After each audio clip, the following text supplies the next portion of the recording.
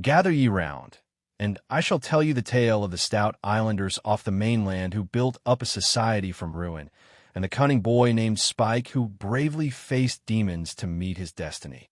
You may not have thought, back in 2002, when Danny Boyle's lo-fi 28 Days Later first came out, that elements of high fantasy would ever evolve from that gritty, groundbreaking movie style. But give something as unpredictable as the rage virus enough time, and there's no telling how it will mutate. 28 years later, which reteams Boyle with screenwriter Alex Garland after both sidestepped to producer roles for the 2007 sequel 28 Weeks Later, shows both men working at the peak of their powers in an absolute sicko mode. This new chapter is strange, unpredictable, gloriously revolting, darkly funny, and, when you least expect it, rather touching. It's a full package and one of the richest horror movies in a very long time. We begin with a prologue. We're back in the early aughts, you can tell by the cheapo digital video, and the rage virus has broken out. A group of terrorized families are together in the Scottish Highlands, trying to keep their kids calm with the Teletubbies, the one thing more terrifying than shrieking, blood-spewing bringers of death. After one little boy escapes, we cut to 28 years later in a small community off the coast of the British mainland. Though they lack creature comforts, there is something of a normal, even pleasant life rooted in old English customs. A local restaurant has reverted into something of a mead hall, and the youth are taught archery. From certain angles, especially when we see the village gate and watchtower, it could be hundreds of years ago, or even something from Game of Thrones. Our eyes and ears are Spike, Alfie Williams, a 13-year-old whose father, Jamie, Aaron Taylor Johnson, looking a bit Aragorn-y at times, thinks the boy is ready to make his first trek to the mainland.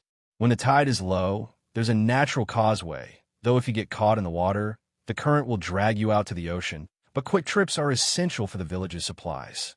But the mainland, meaning England and Scotland, has been globally quarantined and even patrolled by European naval ships. For, you see, the rage virus still flourishes despite being somehow contained elsewhere in the world. The details of this are hazy, but all you need to know is that the infected, who we'd been told in previous films would eventually die of starvation due to their inability to find food, have somehow found a source of nourishment. Indeed, one of the new creatures slithering around Britain are grotesque, bloated slime balls that suck up worms from the earth and are easily killed with a bow and arrow.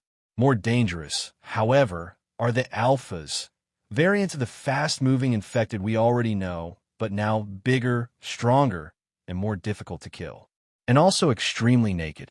Jamie and Spike's first adventure quickly goes sideways. But the return home is even worse for Spike when he realizes that his father is not quite the honest man he's known him to be.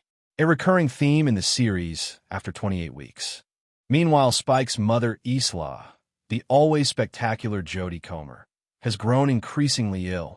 A discovery on the mainland leads Spike to learn that there may be a doctor there. So after a clever redirect, he's able to get his mother across for one more adventure. There are several action set pieces that follow, as well as some unexpectedly emotional and patiently paced scenes with more characters who enter the story. Among them is Ralph Fiennes, who comes across at first as kooky, then ultimately very wise. Screenwriter Alex Garland, Ex Machina, Civil War, is once again deft at toggling between thrills and philosophy, and seems eager to leave ellipses in the plot, to let the mind roam and create its own lore. As in his earlier film Men, there is an almost fetishistic approach to British folklore, which Boyle playfully undercuts with Y2K-era British pop music cues. Stylistically, Boyle throws a lot of things into a blender here, and somehow it all works. Early scenes intercut stock footage of Britannia propaganda films, which has no other motivation than to provide a vibe. Every kill of an infected slams on the brakes with a freeze frame, and the editing takes an occasionally cavalier approach to presenting sequences linearly, opting instead for a flush of sensation. Notably, much of the movie was actually shot on iPhones, a continuation of the first movie's use of inexpensive consumer digital video. That technical nod, however, is one of the few commonalities between this and the original. 28 Days Later, perfectly timed as a post, 9/11 product with those famous images of an abandoned city center on low-resolution stock feels miles away from this movie's tone.